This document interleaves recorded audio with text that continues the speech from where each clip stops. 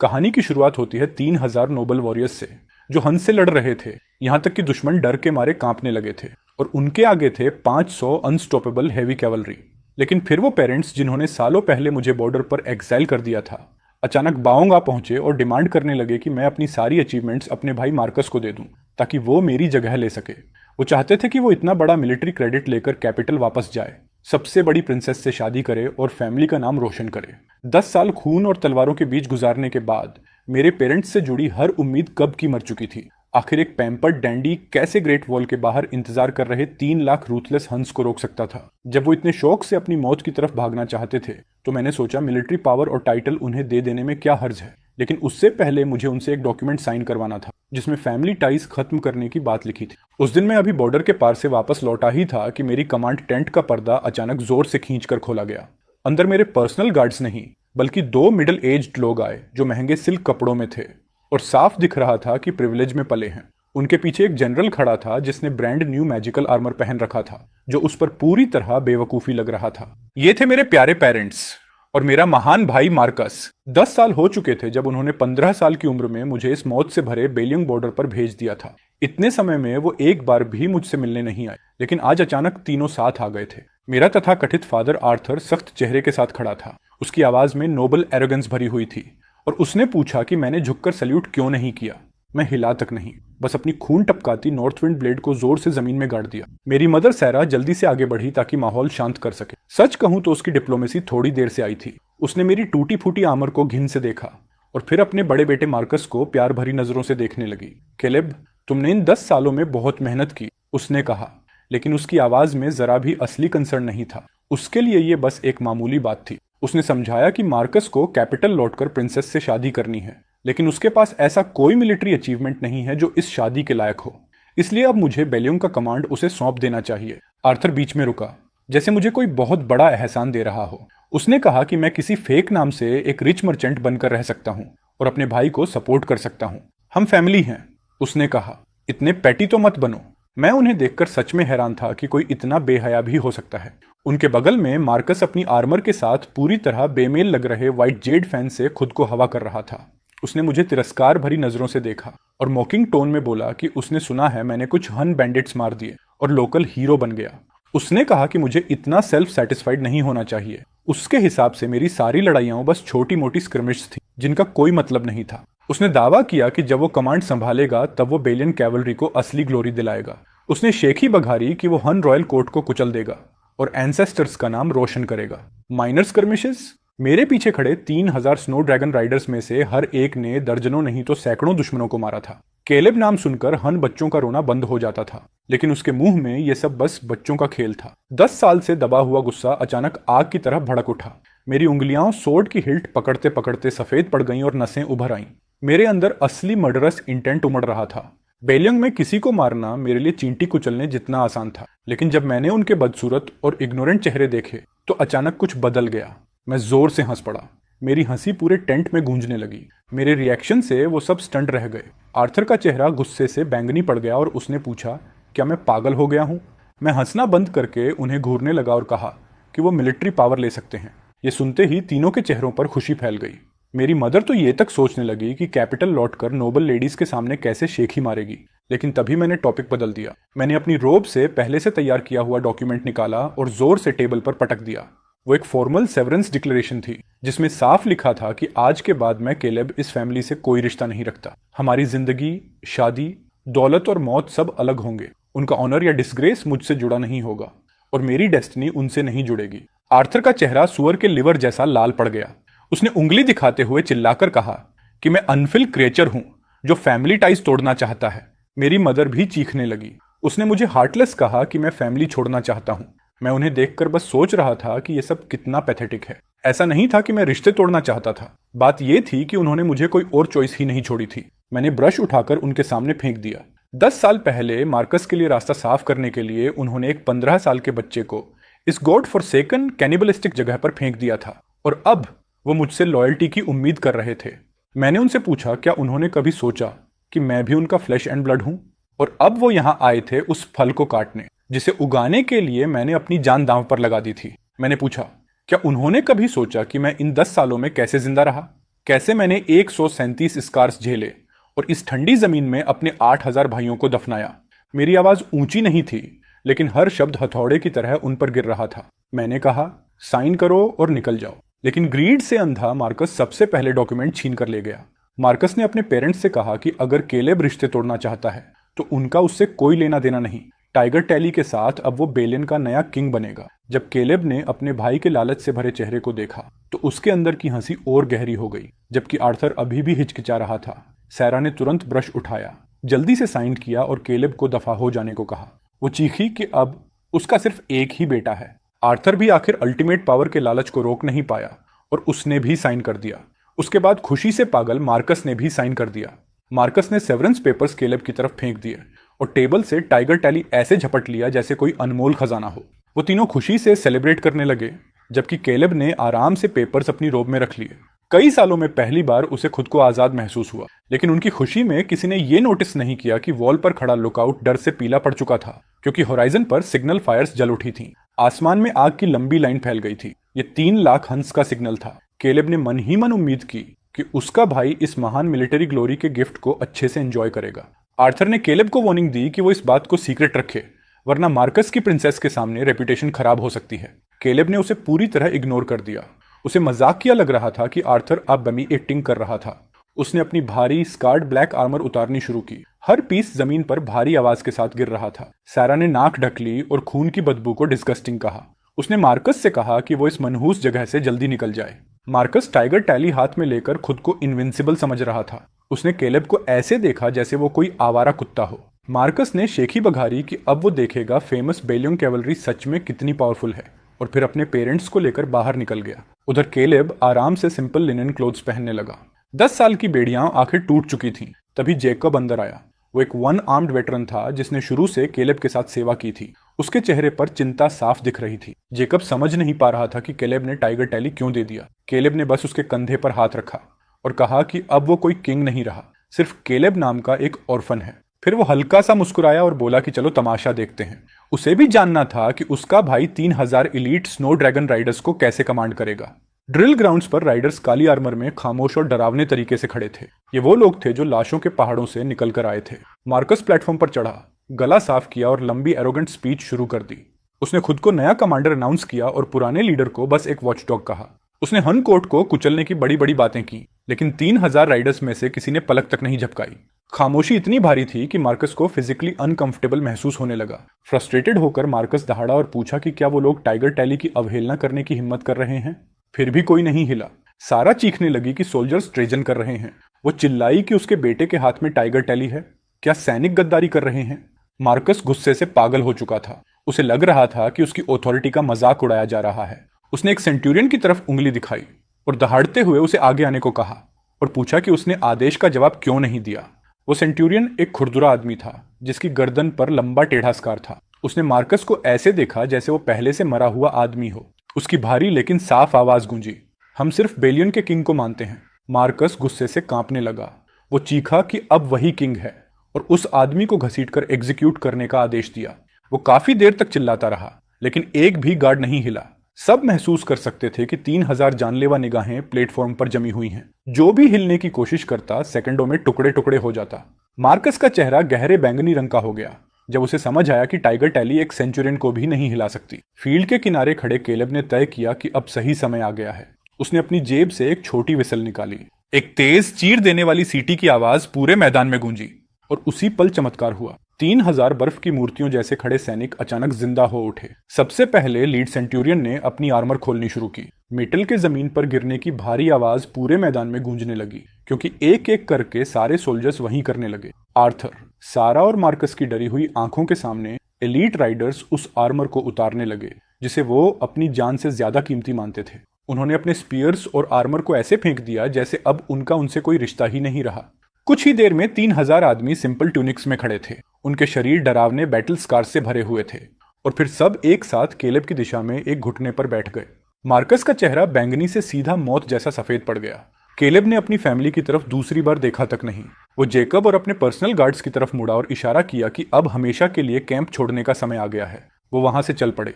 पीछे 3000 लॉयल निगाहें और प्लेटफॉर्म पर खड़ी फैमिली की डेस्परेट चीखें रह गईं। केलेब ज्यादा दूर नहीं गया। वो कुछ मील दूर एक छोटी पहाड़ी पर जाकर रुक गया, जहां से पूरा शहर दिखाई देता था। जेकब और बाकी लोग जल्दी जल्दी कुछ सिंपल टेंट्स और एक कैंपफायर लगाने में जुट गए।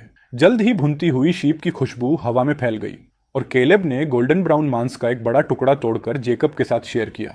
दोनों बैठकर दिल खोलकर खाने लगे। 10 साल की लड़ाइयों के बाद ये पहली शांत शाम थी। सच कहें तो ये पहली बार था जब केलेब ने ऐसा खाना खाया जिसमें ड्यूटी की कड़वाहट नहीं थी। जेकब ने पूछा कि क्या इतनी पावर छोड़ देना सही था। उसे डर था कि हंस हमला करेंगे और निकम्मा मार्कस लोगों की रक्षा नहीं कर पाएगा। केलेब ने खाना खाते खाते सिर तक नहीं उठाया। उसने कहा कि आज से बेलियों की सुरक्षा महान जनरल मार्कस की जिम्मेदारी है, उसकी नहीं। और जहां तक लोगों की बात है, केलेब ने कहा कि उन्होंने अपने फैसले खुद चुने हैं, चाहे अच्छे हों या बुरे। उसका दिल तो बहुत पहले ही ठंडा पड़ चुका था जब उसे पहली बार यहां एग्जाइल किया गया था। उसने इस जमीन की रक्षा किसी करप्ट कोर्ट या कोल्ड ब्लडेड पेरेंट्स के लिए नहीं की थी, बल्कि अपने ब्रदर्स इन आर्म्स और बॉर्डर के साधारण लोगों के लिए की थी। लेकिन दिल बदल जाते हैं। केलेब के रिजाइन करने की खबर पूरे शहर में जंगल की आग की तरह फैल गई। आधे घंटे के अंदर यह खबर ग्रेट वॉल पार करके हंस तक पहुंच गई। दीवार के बाहर हन किंग एक बंदी सुंदर औरत के साथ शराब पी रहा था। तभी उसे यह खबर मिली। वो कुछ पल के लिए जम गया, फिर अचानक पागलों की तरह जोरदार हंसी में फट पड़ा। उसने आसमान का शुक्रिया अदा किया इस किस्मत के तोहफे के लिए। वो बचर जिसने 10 साल तक उन्हें रोके रखा था, आखिर चला गया था। उसकी जगह उसका भाई आया था, जिसने शायद कभी चिकन तक नहीं मारा था। हन किंग ने उस औरत को धक्का देकर हटाया और खड़ा हो गया।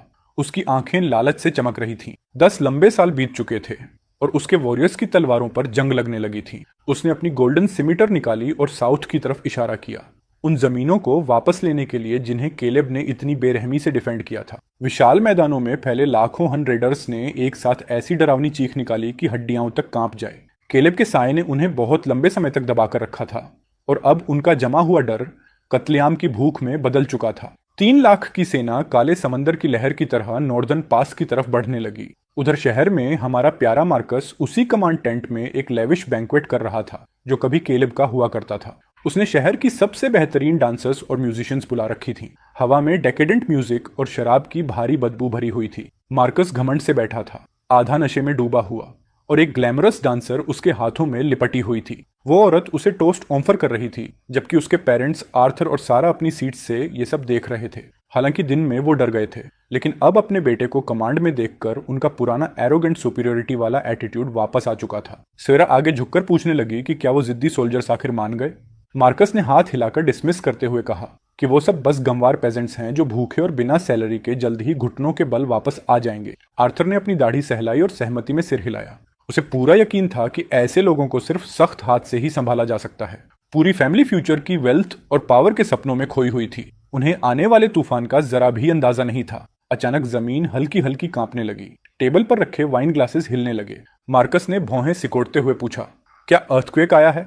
तभी एक गार्ड भागता हुआ टेंट में घुसा। उसका चेहरा डर से बिल्कुल सफेद पड़ चुका था। उसकी आवाज इतनी कांप रही थी कि वो ठीक से बोल भी नहीं पा रहा था। उसने खबर दी कि हंस हमला कर रहे हैं। मार्कस इंटरप्शन से चिढ़ गया और उसने पूछा कि कुछ रेडर्स के लिए इतना पैनिक क्यों हो रहा है। लेकिन जब गार्ड ने हांफते हुए 3 लाख कहा तो मार्कस के हाथ से वाइन जग छूटकर जमीन पर टूट गया। उसका नशे वाला कॉन्फिडेंस एक पल में गायब हो गया और उसकी जगह ठंडे लकवाग्रस्त कर देने वाले डर ने ले ली। उसने सोचा था कुछ 1000 दुश्मन होंगे, पूरी कौम नहीं। जब वो लड़खड़ाते हुए टेंट से बाहर निकला तो उसने होराइजन को आग में चमकते देखा और हन कैवलरी की बाहरी कर देने वाली दहाड़ सुनी, जैसे नरक के दानव दौड़ते चले आ रहे हों। पहली डिफेंस लाइन पहले ही टूट चुकी थी और बचे हुए गार्ड्स का बेरहमी से कत्लेआम हो रहा था। मार्कस की आंखें पलट गईं। उसके पैरों ने जवाब दे दिया और उसके नीचे गर्म बदबूदार पानी फैलने लगा। हाँ, नया महान जनरल डर के मारे सच में खुद पर पेशाब कर चुका था। उधर केलेब अपनी पहाड़ी पर आराम से बैठा रोस्टेड मीट खा रहा था और नीचे मचे केस को ऐसे देख रहा था जैसे कोई डार्क प्ले चल रहा हो। तभी उसके पीछे एक शैडो चुपचाप उभरी। वो था शैडो, उसका सबसे भरोसेमंद इंटेलिजेंस ऑफिसर। उसने रिपोर्ट दी कि प्रिंसेस ने केलेब पर नजर रखने के लिए जो स्पाई भेजा था वो इन्वेजन का नजारा देखकर पूरी तरह ट्रॉमेटाइज्ड हो चुका है।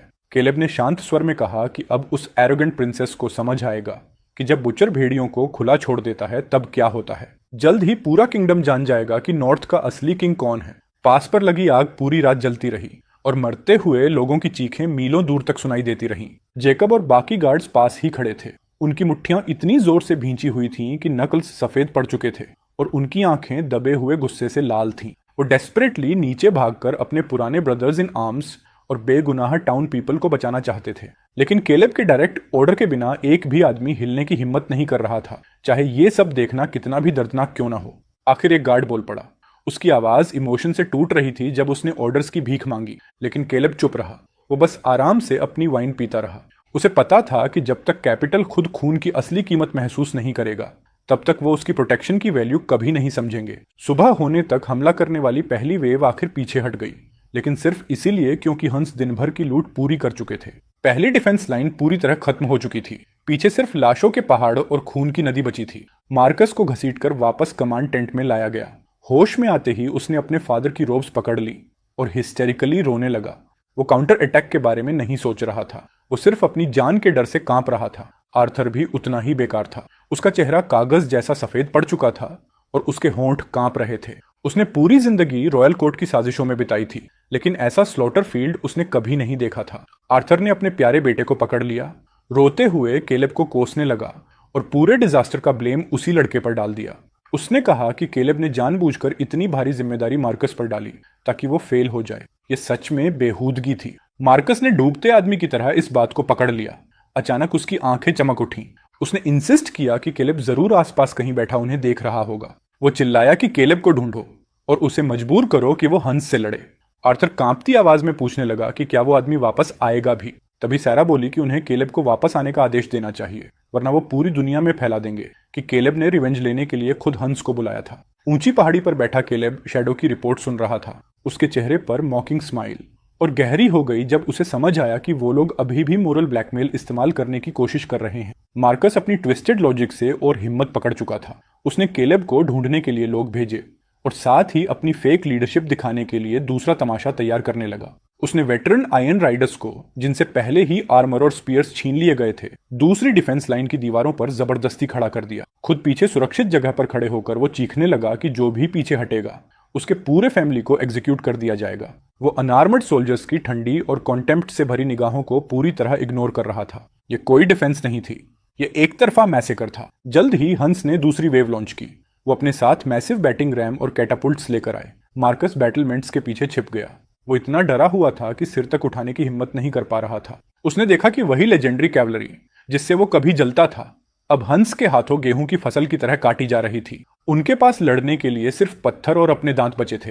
वो करप्ट कोर्ट के लिए नहीं लड़ रहे थे, वो सिर्फ अपने फैमिलीज को हंस के चंगुल से बचाने की कोशिश कर रहे थे। फिर भी मार्कस को जरा भी गिल्ट महसूस नहीं हुआ। उसने एक्साइटेड होकर अपने फादर से कहा कि इन जिद्दी कुत्तों को कंट्रोल करना आसान है, बस इनके परिवारों को धमकी दो।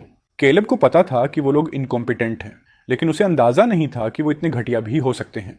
उसने चुपचाप शैडो को सोल्जर्स की फैमिलीज को इवैक्यूएट करने का ऑर्डर दिया। जब जैकब ने बाकी लोगों के बारे में पूछा तो कैलेब ने बस इतना कहा कि जिन्होंने अपना रास्ता खुद चुना है उनके फेट की इज्जत करो और सबको बचाने की इच्छा छोड़ दो। वो चाहता था कि दुनिया देखे कि उसके बिना नॉर्थ का क्या हाल होता है, और वो चाहता था कि उसका प्यारा भाई ग्रेस से गिरने की कड़वाहट महसूस करे। आखिरकार दूसरी डिफेंस लाइन भी टूट गई और हन बैनर्स दीवारों पर गाड़ दिए गए। पूरा शहर चीखों और केओस से भरे नाइटमेयर में बदल गया। हंस भेड़ियों की तरह शहर में घुस पड़े और उनकी मुड़ी हुई तलवारें धुएं और लोगों की डेस्परेट चीखों के बीच खून की फसल काटने लगी। कमांड टेंट के अंदर मार्कस और उसके पेरेंट्स डर से जमे हुए थे। आखिर सारा का धैर्य टूट गया। उसने अपने बेटे को पकड़कर बाहर की तरफ घसीटना शुरू किया ताकि किसी तरह भाग सके। उनके सारे ग्रैंड प्लान्स धूल में मिल चुके थे। मार्कस और उसके पेरेंट्स कुछ गार्ड्स के साथ कॉमनर्स का भेष बनाकर भागने की कोशिश करने लगे, लेकिन शहर पहले ही खून के प्यासे हंस और चीखते सिविलियंस के क्योस में बदल चुका था। वो ज्यादा दूर नहीं जा पाए थे कि रेफ्यूजीज की बेकाबू भीड़ ने उन्हें अलग अलग कर दिया। सारा भीड़ में धक्के खाती रही, डर के मारे चीखती हुई, जबकि वो मार्कस को खुद से दूर जाते देख रही थी। हालांकि उसने साधारण कपड़े पहने थे, लेकिन उसकी साफ सुथरी स्किन और पैनिक भरा चेहरा पास के एक हन राइडर को बता चुका था कि वो कोई ऊंचे दर्जे की औरत है। एक शिकारी जैसी हंसी के साथ वो घुड़सवार उसकी तरफ बढ़ा।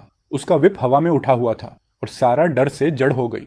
उसी पल आर्थर में अचानक हिम्मत आ गई।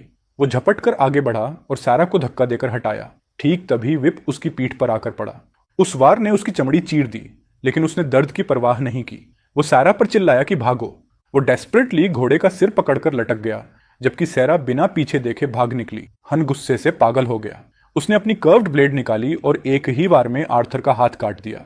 आर्थर किसी कटते हुए जानवर की तरह चीखने लगा, लेकिन वो सोल्जर अभी भी संतुष्ट नहीं हुआ। उसने आर्थर की टांग पर भी वार किया और फिर आसान शिकार ढूंढने निकल गया।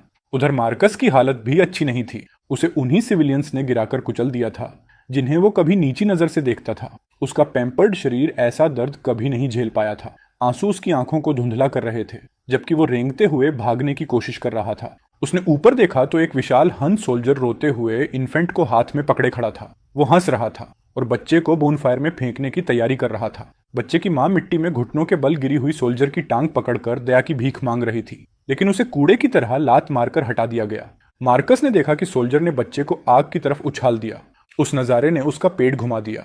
वो वहीं उल्टी करने लगा। उसे आखिर समझ आया कि ये बारबेरियंस उसकी मिलिट्री ग्लोरी का सीढ़ी नहीं है। डर उसके दिल को बर्फ जैसे पंजों से जकड़ चुका था। वो और ज्यादा हॉरर देखने की हिम्मत नहीं कर पाया। वो खून और गंदगी में हाथ पैरों के बल रेंगने लगा इस जिंदा नरक से भागने के लिए। लेकिन जैसे ही उसे लगा कि शायद बच निकलने का रास्ता मिल गया है, एक खून से सना मिलिट्री बूट उसकी पीठ पर आ गिरा और उसे जमीन से चिपका दिया। एक भारी आवाज ने उसकी नरम औरत जैसी स्किन पर ताना मारा। मार्कस जम गया। उसके नाक में खून और पसीने की बदबू भर गई। उसका अंत हो चुका था। ऊंची पहाड़ी पर केलेब चुपचाप शैडो की रिपोर्ट सुन रहा था जिसमें शहर के पतन की भयानक डिटेल्स थी। आर्थर एक हाथ और एक टांग खो चुका था और इस वक्त सैरा के साथ ग्रेन वैट में छिपा हुआ था। दोनों मुश्किल से जिंदा थे। मार्कस को हंस ने पकड़ लिया था और शायद वो उसके नरम शरीर को अपने कैंप के फ्यूचर फूड सोर्स की तरह देख रहे थे। केलेब बिना किसी इमोशन के ये सब सुनता रहा। वो बस अपने हाथ में पकड़े जेड पेंडेंट से खेल रहा था जो 10 साल पहले कैपिटल से लाई गई उसकी इकलौती चीज थी। उसने पूछा कि क्या उनके अपने सारे लोग डेंजर जोन से सेफली निकाल लिए गए हैं। शैडो ने कंफर्म किया कि 3000 आयरन राइडर्स की फैमिलीज और उनके मरे हुए ब्रदर्स के ऑर्फन्स सब रियर वैली में सुरक्षित हैं। केलेब ने संतोष से सिर हिलाया, लेकिन उसने देखा कि जैकब पास खड़ा कुछ बोलने में हिचक रहा है। आखिर जैकब फट पड़ा।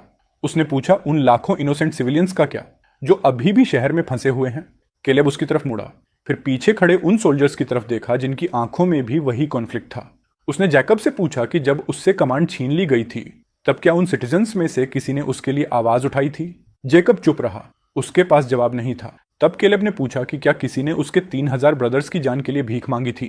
सबने बस बंद खिड़कियों के पीछे से तमाशा देखा था, ये सोचकर कि सोल्जर्स हमेशा आसमान को थामे रखेंगे। केलेब की आवाज नॉर्दर्न विंड की तरह ठंडी थी जब उसने कहा कि अब आसमान आखिर गिर चुका है और वो उसे पकड़ने से इनकार करता है। उसने कहा कि वो सबको नहीं बचा सकता और ना ही बचाना चाहता है। वो सिर्फ उन्हीं को बचाएगा जो बचाए जाने के लायक हैं। उसने आर्मी को आराम करने और कैपिटल से खबर आने का इंतजार करने का आदेश दिया। वो चाहता था कि ये आग एम्परर के थ्रोन तक पहुंचे। खबर उसकी उम्मीद से भी तेजी से फैली। मार्कस की कैप्टिविटी के तीसरे दिन पूरे फैमिली और दुनिया तक सबसे बड़े बेटे की बेइज्जती की खबर पहुंच गई। नॉर्दर्न पास के मेन स्क्वायर में हन लीडर ने अपने खून के प्यासे चीफिटन्स के लिए बैंक्वेट रखा। मनोरंजन के लिए ना म्यूजिक था ना डांस। वहां एक कुत्ते को घुमाया जा रहा था और वो कुत्ता कोई और नहीं, केलेब का प्यारा भाई मार्कस था। मार्कस की डिग्निटी और कपड़े दोनों छीन लिए गए थे। उसकी गर्दन में भारी आयरन चेन कसी हुई थी, बिल्कुल किसी आवारा कुत्ते की तरह। एक हन सोल्जर चेन खींचता, उसे बार बार लात मारता और कुत्ते की तरह भौंकने पर मजबूर करता, और अपनी जान बचाने के लिए मार्कस सबसे ज्यादा जोर से भौंकता। उसने उन भौंकों में उससे ज्यादा मेहनत लगाई जितनी कभी मिलिट्री ट्रेनिंग में नहीं लगाई थी। चारों तरफ खड़े हन सोल्जर्स ठहाके मार रहे थे। वो उसके सामने हड्डियों के टुकड़े और बचा हुआ गंदा खाना मिट्टी में फेंकते हुए महान जनरल का मजाक उड़ा रहे थे। मार्कस हिचकिचाया तो सोल्जर ने उसका सिर बूट से कुचल दिया और उसका चेहरा कीचड़ में तब तक दबाए रखा जब तक उसने विरोध करना बंद नहीं कर दिया। भूखे जानवर की तरह मार्कस हड्डियों पर टूट पड़ा, गंदगी से सने स्क्रैप्स को अपने मुंह में ठूंसने लगा। उधर हन लीडर साइलस अपने ऊंचे आसन से ये सब देख रहा था। सिलस पीछे झुककर इतनी जोर से हंस रहा था कि उसकी सांसें तक फूल गईं। वो इस तमाशे का पूरा मजा ले रहा था। हंस के लिए ये सिर्फ मिलिट्री विक्ट्री नहीं थी, ये स्पिरिचुअल विक्ट्री थी। उन्होंने उस गॉड ऑफ वॉर के भाई को तोड़ दिया था जिसने 10 साल तक उन्हें डरा कर रखा था और उसे अपना पालतू बना दिया था। उधर केलेब ने यह खबर बिना किसी इमोशन के सुनी। उसने बस रिपोर्ट जैकब को पकड़ा दी। जैकब गुस्से से कांपने लगा और उसने मुट्ठी मेज पर दे मारी। उसने मार्कस को जानवर और डिस्ग्रेस कहा और केलेब से विनती की कि उसे मारने की परमिशन दे दे ताकि नेशन की ये बेइज्जती रुक सके। लेकिन केलेब पर कोई असर नहीं हुआ। उसने शांत आवाज में कहा कि जो इज्जत जा रही है वो सिर्फ मार्कस, उसकी फैमिली और एम्परर की है। उसका नेशन या खुद उससे कोई लेना देना नहीं। उसने जैकब की बात काटते हुए कहा कि जो आदमी अपनी डिग्निटी खुद बेच दे वो कुत्ते की तरह जीने लायक है और उसे कुत्तों की फेट में कोई इंटरेस्ट नहीं। जैकब चुप हो गया। उसे पता था केलेब की आयरन विल को कोई नहीं मोड़ सकता। उसी समय ग्रेन वेट में छिपे आर्थर और सारा ने दो हन सोल्जर्स की बातें सुन ली जो बैटलफील्ड साफ करते हुए वहां से गुजर रहे थे। वो सोल्जर्स हंस रहे थे कि महान जनरल अब जमीन पर रेंगने वाला कुत्ता बन चुका है। वो उसका मजाक उड़ा रहे थे कि उसमें भेड़ से भी कम बैकबोन है। वेट के अंदर साराह की आंखें पलट गईं और शौक से वो बेहोश हो गई। आर्थर बेहोश नहीं हुआ, लेकिन उसके शरीर की हर हड्डी तक डिस्पेयर से कांप उठी। ये सिर्फ दर्द नहीं था, ये एहसास था कि सब खत्म हो चुका है। फैमिली नेम पूरी तरह बर्बाद हो चुका था। उसका सबसे बड़ा बेटा, जिस पर उसे सबसे ज्यादा गर्व था, अब हन का पालतू बन चुका था। ऐसा दाग जो हमेशा उनकी फैमिली पिलर पर लिखा रहेगा। आखिर उसे समझ आया, शायद बहुत देर से, कि उसने क्या खो दिया। उसने एक सच्चे हीरो को एक कावड़ के लिए ठुकरा दिया था। उसने खोखली ग्लोरी के सपने में अपनी पूरी ब्लड लाइन को खाई में धकेल दिया। उसके मुंह से किसी घायल जानवर जैसी कराह निकली। पछतावे के आंसू उसके चेहरे पर लगे खून और गंदगी में मिल गए। अपने बचे हुए एक हाथ से वो खुद के चेहरे पर थप्पड़ मारने लगा। वो केलेब को पुकारने लगा, अपने ठुकराए हुए बेटे से भीख मांगने लगा कि वापस आकर उन्हें बचा ले। उसकी आवाज दर्द से भरी पैथेटिक चीख बन चुकी थी। आर्थर और सारा दोनों पागलपन की कगार पर पहुंच चुके थे। अब उनकी आखिरी उम्मीद सिर्फ केलेब था, लेकिन केलेब का अभी अपनी तलवार म्यान में डालने का कोई इरादा नहीं था। शैडो ने रिपोर्ट दी कि एम्परर के सीक्रेट मैसेंजर्स खबर पहुंचाने के लिए 3 घोड़े मार चुके हैं। आज रात तक ये रिपोर्ट कैपिटल पहुंच जाएगी। केलेब खड़ा हुआ और होराइजन की तरफ देखने लगा। वो इंपीरियल कोर्ट में होने वाले तमाशे का इंतजार कर रहा था। वो सोच रहा था कि जब एम्परर को पता चलेगा कि उसका नॉर्दर्न किंग अब हंस का खिलौना बन चुका है, तब उसके चेहरे पर कैसा एक्सप्रेशन होगा। ये वो पल था जिसे देखने के लिए केलेब काफी ईगर था। 5वें दिन नॉर्दर्न पास आखिर पूरी तरह महान मार्कस द डॉग की हीरोइक गाइडेंस में गिर गया। बाकी रेजिस्टेंस भी खत्म कर दी गई और साइलस अपनी ग्रैंड एंट्री की तैयारी करने लगा। हन लीडर अपने ऊंचे स्टेलियन पर बैठकर शहर की सबसे चौड़ी सड़क से गुजरा। सड़क के दोनों तरफ बचे हुए सिटीजन्स खड़े कांप रहे थे और ऊपर देखने की हिम्मत तक नहीं कर पा रहे थे। और उस घोड़े को आगे से पकड़कर चलाने वाला, झुक झुक कर चापलूसी भरी मुस्कान देने वाला कोई और नहीं बल्कि केलेब का भाई मार्कस था। ये नजारा अनगिनत लोगों ने देखा। ये एक फैमिली ओनर की पब्लिक एग्जीक्यूशन थी। ये खबर प्लेग की तरह हर दिशा में फैल गई और रात होते होते हजारों मील दूर कैपिटल तक पहुंच गई। पैलेस के अंदर एम्परर जूलियन अभी सोने ही गया था कि दरवाजे पर घबराहट भरी जोरदार दस्तक से उसकी नींद टूट गई। उस दस्तक ने एम्परर को पूरी तरह जगा दिया। नॉर्दर्न पास से अर्जेंट रिपोर्ट आई थी और जूलियन के दिल में डर की ठंडी लहर दौड़ गई। उसने जल्दी से अपनी ड्रैगन रोब पहनी। उसका चेहरा चिंता से काला पड़ चुका था और वो बाहर भागा जहां एक मैसेंजर धूल और खून से लथपथ खड़ा था। मैसेंजर घुटनों के बल बैठा था और प्रिंसेस की सीक्रेट सर्विस की सील्ड रिपोर्ट आगे पकड़े हुए था। पढ़ो, जूलियन ने भारी आवाज में आदेश दिया। हेड यूनेच ने स्क्रॉल लिया। उसके हाथ डर से कांप रहे थे। फिर उसने वो बर्बादी भरी खबर पढ़नी शुरू की। आर्थर और मार्कस कैंप पहुंचे थे ताकि सक्सेशन फोर्स कर सकें। केलेब ने सारे रिश्ते खत्म करने वाले पेपर्स साइन किए, टाइगर टैली सौंप दी और अपना कमांड छोड़कर चला गया।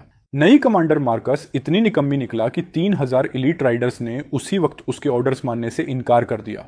उसी रात 3 लाख हंस ने पास तोड़ दिया। मार्कस फ्रंट लाइन से डर के मारे भाग गया, यहां तक कि उसने अपने शरीर पर भी कंट्रोल खो दिया।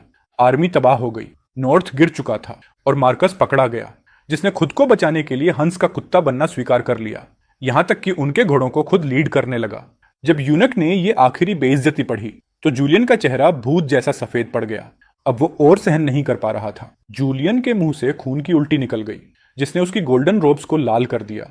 उसके आसपास खड़े सर्वेंट्स डर से कांपते हुए घुटनों पर गिर पड़े, जबकि एम्परर उत्तर की तरफ उंगली दिखाते हुए गुस्से से कांप रहा था। वो चीखा कि आर्थर और मार्कस की पूरी ब्लड लाइन को एग्जीक्यूट कर दिया जाएगा।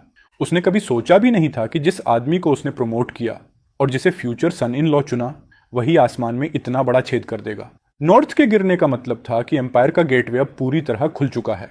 अब 3 लाख हन कैवलरी जब चाहे एम्पायर के दिल तक घुस सकते थे। जूलियन दहाड़ते हुए आदेश देने लगा, आर्थर की फैमिली का जो भी मेंबर इस वक्त कैपिटल में है, उसे तुरंत ग्रेट प्रिजन में फेंक दिया जाए और आगे की सजा का इंतजार कराया जाए। वो हॉल में पिंजरे में बंद जानवर की तरह चक्कर काटने लगा। उसकी बातें बिखरती जा रही थीं। केलेब कहाँ है? अचानक वो रुका।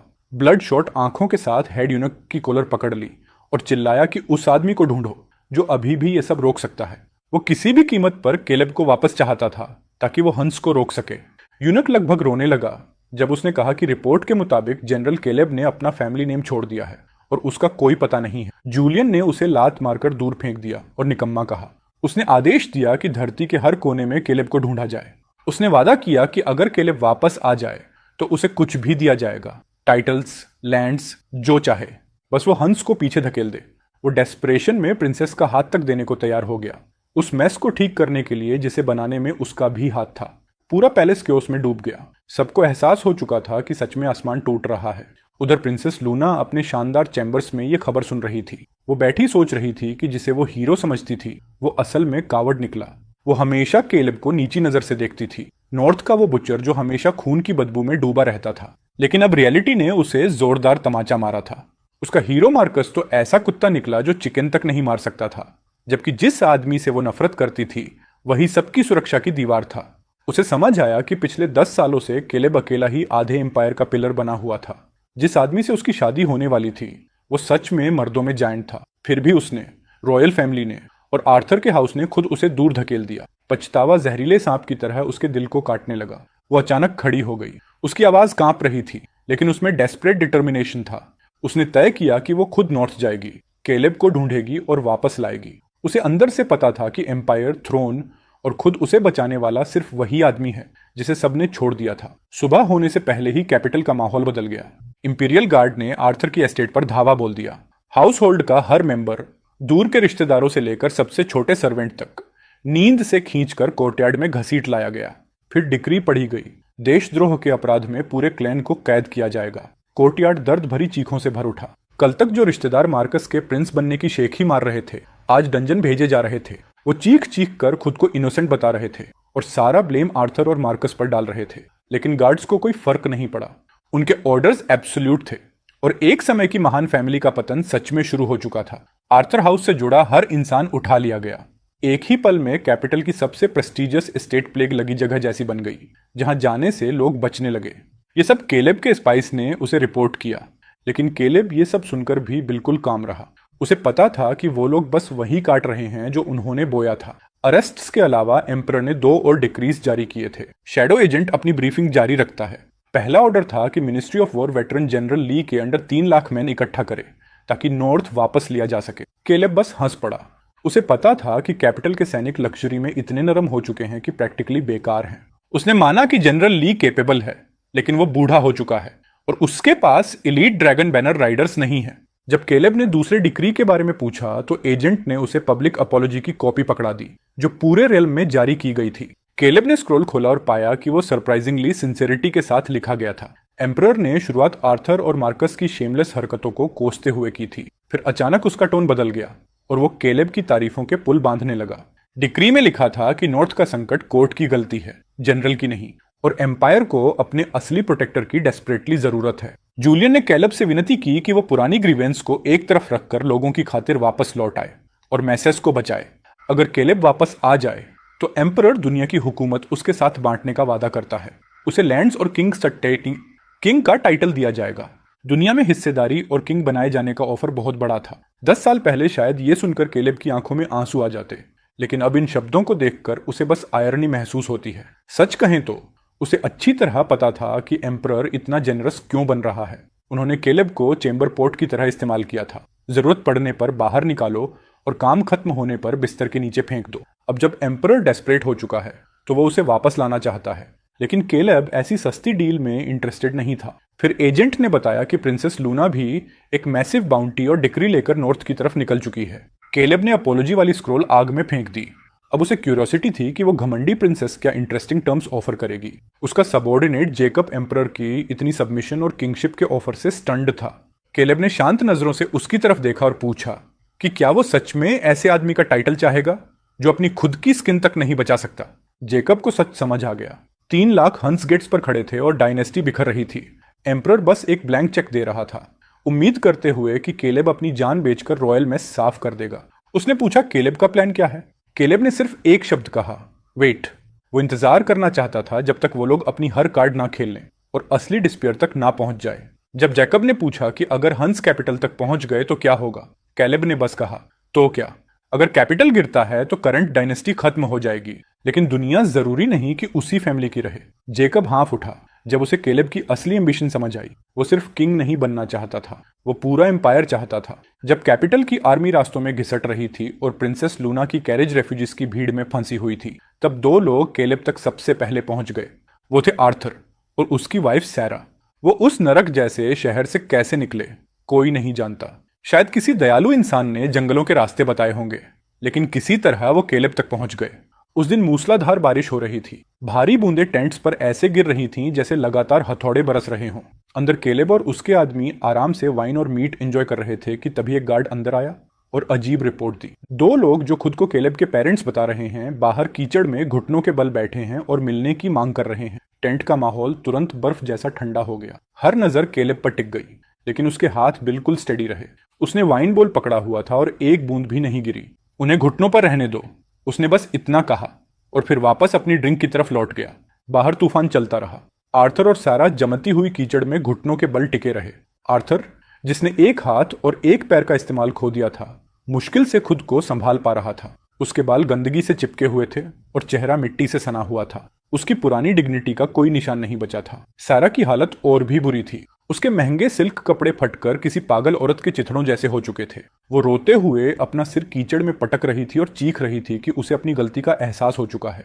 वो केलेब से बाहर आकर सिर्फ एक बार उन्हें देखने की भीख मांग रही थी। तूफानी हवा सैरा की डेस्परेट चीखों को पूरे कैंप में फैला रही थी। वो केलेब से मार्कस को बचाने की भीख मांग रही थी। कह रही थी कि हंस उसे टॉर्चर करके मार रहे हैं। वो रोते हुए कह रही थी कि आर्थर का पूरा हाउस प्रिजन में है और केलेब अपने ही फैमिली को मरते हुए ना देखे। टेंट के अंदर जेकब और बाकी लोग खाना छोड़ चुके थे। उनके चेहरों पर कॉन्फ्लिक्ट साफ दिख रहा था जब वो अपने कमांडर के बायोलॉजिकल पेरेंट्स को फ्रीजिंग रेन में घुटनों के बल देखते रहे। 1 घंटा गुजर गया। ठंड और बढ़ती गई। ऐसा लगने लगा कि बूढ़ा कपल सच में बाहर मर जाएगा। आखिर केलेब ने अपना वाइन बोल नीचे रखा और एंट्रेंस की तरफ चला। उसने कर्टन बस इतना हटाया कि कीचड़ में तड़पते उन दो लोगों को ठंडी नजरों से देख सके। उसे देखते ही वो ऐसे रिएक्ट करने लगे जैसे उन्हें कोई सेवियर मिल गया हो। वो डेस्परेटली टेंट की रोशनी की तरफ रेंगने लगे। आर्थर का चेहरा आंसुओं से भरा हुआ था जब वो हाँफते हुए बोला कि आखिर केलेब उनसे मिलने को तैयार हो गया। सारा हिस्टेरिकली रोते हुए अपनी जान की भीख मांगने लगी, लेकिन केलेब का चेहरा पूरी तरह इमोशनलेस था। उसने बस इतना पूछा कि वो यहाँ क्यों आए हैं, जबकि वो उन्हें वो मिलिट्री पावर पहले ही दे चुका है जो वो चाहते थे। उसकी आवाज शांत थी, लेकिन बारिश को चीरती हुई निकल रही थी। उसने उन्हें याद दिलाया कि उसने नॉर्दर्न फोर्ट्रेस उनके प्यारे बेटे को सौंप दी थी। उसने पूछा क्या मार्कस को हंस को कुचलकर प्रिंसेस से शादी करके एंसेस्टर्स के लिए ग्लोरी नहीं लानी थी। हर शब्द के साथ उनके चेहरे और सफेद पड़ते गए। केलेब ने एक एक करके सच्चाई गिनाई।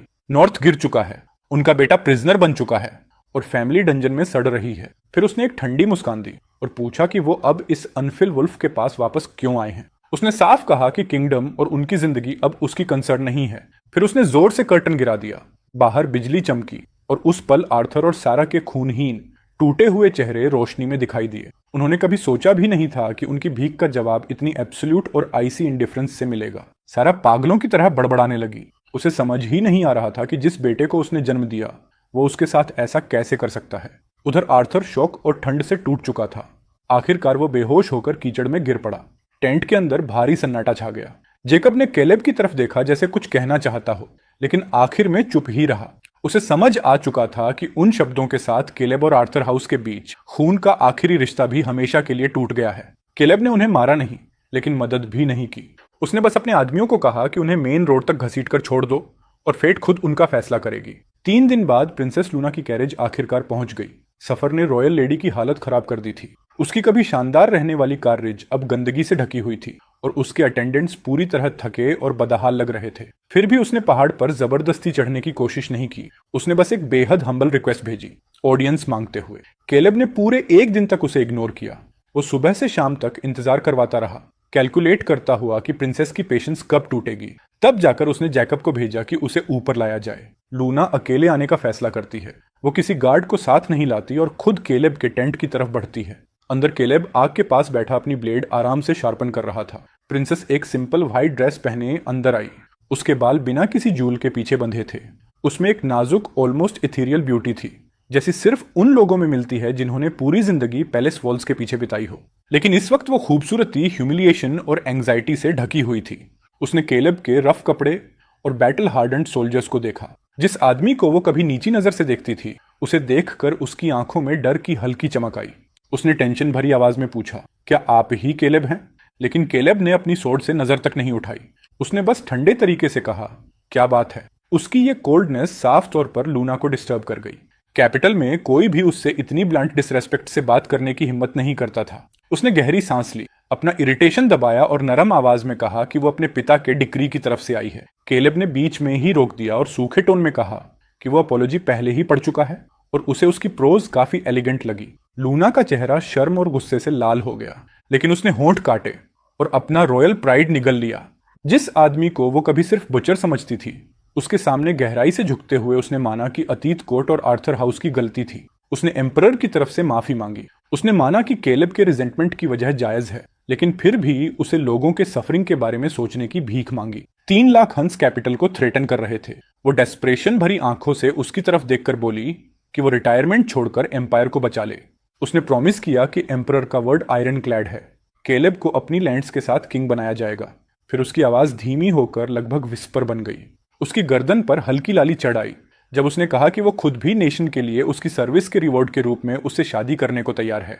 टेंट के बाहर सोल्जर्स के बीच कलेक्टिव गास्प फैल गया, यहां तक कि जैकब की आंखें भी रॉयल मैरिज की बात सुनकर लगभग बाहर निकल आईं।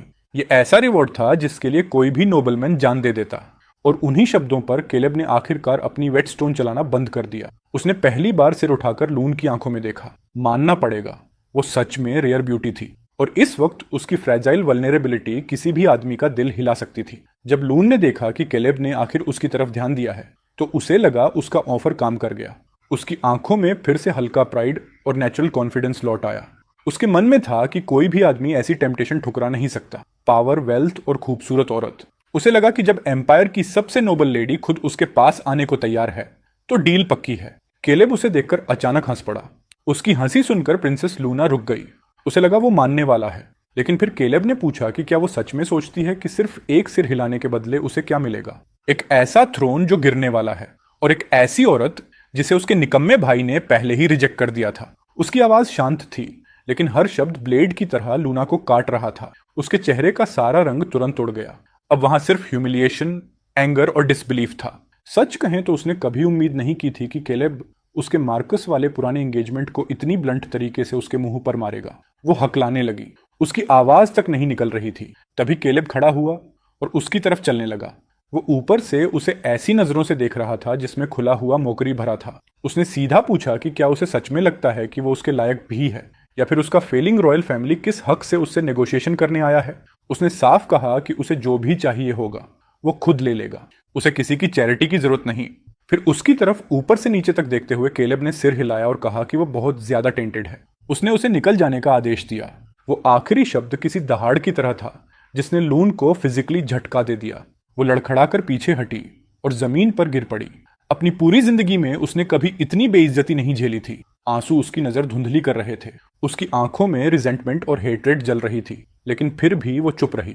उसे केलेब की आंखों में साफ किलिंग इंटेंट दिख रहा था। उसे पूरा यकीन था कि अगर उसने एक शब्द और बोला तो वो सच में उसे मार देगा। वो जल्दी से उठी, अपने ड्रेस से कीचड़ तक साफ नहीं किया और मुड़कर पहाड़ से नीचे भाग गई। सच कहें तो वो बिल्कुल पिटे हुए कुत्ते जैसी लग रही थी जो छिपने के लिए भाग रहा हो। हम देखते हैं कि वो रात के अंधेरे में गायब हो जाती है और केलेब के चेहरे की ठंडी मुस्कान धीरे धीरे गायब होने लगती है। अब सारे पीसेस अपनी जगह पर आ चुके थे। हर कार्ड खेला जा चुका था। अब आखिरकार उसकी बारी थी। वो मुड़कर जैकब और पीछे खड़े दर्जनों गार्ड्स की तरफ देखता है। नीचे वैली में 3000 इलीट स्नो ड्रैगन राइडर्स तैयार खड़े थे। उनके आर्मर चमक रहे थे और हथियार रेजर की तरह शार्प थे। वो सब एक साथ एक घुटने पर बैठ गए। उनकी आंखों में फेनेटिकल लॉयल्टी भरी हुई थी। केलेब ने अपनी नॉर्थ विंड ब्लेड निकाली और नीचे फैली युद्धग्रस्त जमीन की तरफ इशारा करते हुए आदेश दिया।